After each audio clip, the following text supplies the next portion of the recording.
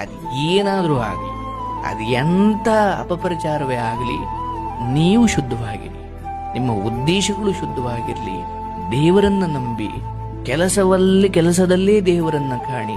ನೀವು ದೇವಸ್ಥಾನಗಳಿಗೆ ಹೋಗದೇ ಇದ್ರೂ ಪರವಾಗಿಲ್ಲ, ನೀವು ಮನೆಯಲ್ಲಿ ಒಂದು ಗಂಧದ ಕಡ್ಡಿ ಹಚ್ಚದೇ ಇದ್ರೂ ಪರವಾಗಿಲ್ಲ, ಆದರೆ ದೇವರನ್ನ ನಿಮ್ಮ ಕೆಲಸದಲ್ಲಿ ಕಾಣಿ.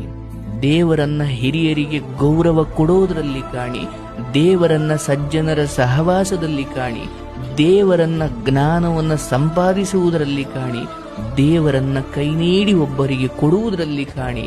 ದೇವರನ್ನ ಇನ್ನೊಬ್ಬರ ಕಣ್ಣೀರನ್ನ ಒರೆಸುವುದರಲ್ಲಿ ಕಾಣಿ.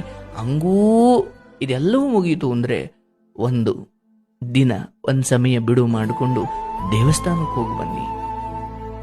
ದೇವರ ಗರ್ಭಗುಡಿಯಲ್ಲಿ ಹೆಚ್ಚು ನೀವು ನಿಂತುಕೊಳ್ತಿರೋ ಇಲ್ವೋ ಗೊತ್ತಿಲ್ಲ, ಕುತ್ಕೊಳ್ಳಿ ಅಲ್ಲಿ, ನೋಡಿ ಒಬ್ಬೊಬ್ಬ ಭಕ್ತರನ್ನು ನೋಡಿ. ಯಾರೋ ಲವಳತಾ ಕೈ ಮುಗಿತಾ ಇದ್ದಾರೆ, ಅಲ್ಲಿ ಯಾರೋ ಒಬ್ಬ ಈಡ್ಗಾಯ ಹೊಡಿತಿದ್ದಾರೆ, ಅಲ್ಲಿ ಯಾರೋ ಪಾಪ ಹೂವು ಹಣ್ಣು ಮಾರುತ್ತಿದ್ದಾರೆ, ಅಲ್ಲಿ ಯಾರೋ ಭಿಕ್ಷೆ ಬೇಡುತ್ತಿದ್ದಾರೆ, ಅಲ್ಲಿ ಯಾರೋ ಪ್ರಸಾದ ಹಂಚುತ್ತಾ ಇದ್ದಾರೆ, ಇನ್ಯಾರೋ ಪ್ರಸಾದ ಕ್ಯೂ ನಿಂತಿದ್ದಾರೆ.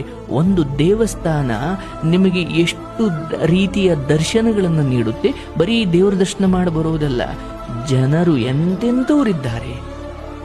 ಅಯ್ಯೋ, ನಾನು ಕೇಳ್ಕೊಂಡು ಹೋಗಿದ್ದನ್ನು ನೀನು ಕೊಟ್ಟಲ್ಲಪ್ಪ ಅಂತ ಧನ್ಯವಾದ ಹೇಳಲಿಕ್ಕೆ ಒಬ್ಬ ಬಂದಿದ್ರೆ, ಅಪ್ಪ ನಾನು ಕೇಳಿದ್ದನ್ನು ಏನೂ ಕೊಡ್ಲಿಲ್ವಲ್ಲಪ್ಪ ಅನ್ನೋ ನಿರಾಸೆಯಲ್ಲಿ ಒಬ್ಬ ಬಂದಿರ್ತಾನೆ. ಹೊಸದಾಗಿ ಏನೋ ಕೇಳಲಿಕ್ಕೊಬ್ಬ ಬಂದಿರ್ತಾನೆ, ಹೀಗೆ ಅನ್ನಕ್ಕೊಬ್ಬ ಬಂದಿರ್ತಾನೆ, ಆಜ್ಞೆಗೊಬ್ಬ ಬಂದಿರ್ತಾನೆ, ಪ್ರೀತಿಗೆ ಬಂದಿರ್ತಾನೆ, ಕಣ್ಣೀರಾಗ್ತಾ ಬಂದಿರ್ತಾನೆ. ಒಬ್ಬೊಬ್ಬರದು ಒಂದೊಂದ ಅಲ್ವಾ? ಹೀಗೆ ನೀವು ಲೋಕವನ್ನು ನೋಡುವ ದೃಷ್ಟಿಕೋನ ಬದಲಾಗಬೇಕು.